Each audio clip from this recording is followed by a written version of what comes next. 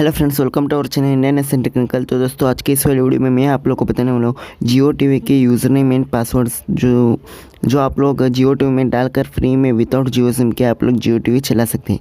तो दोस्तों, ये वीडियो बनाने में बहुत ज़्यादा दिन लग गए और बहुत ज़्यादा मेहनत भी लगी है। तो दोस्तों, एटलीस्ट आप लोग इस वीडियो को 1 लाइक ज़रूर कीजिए। ये वीडियो शॉर्ट वीडियो है, ये शॉर्ट्स में अपलोड नहीं हो रहा है, फिर भी ये शॉर्ट है क्योंकि मैं आप लोग को इसमें वेबसाइट का लिंक दे दूंगा जहाँ पर मैंने वो सब कुछ डाला हुआ है। आप लोग वहाँ से जाके उनको चेकआउट कर सकते हैं और आप लोग उनको अपने जियो टीवी में यूज़ कर सकते हैं।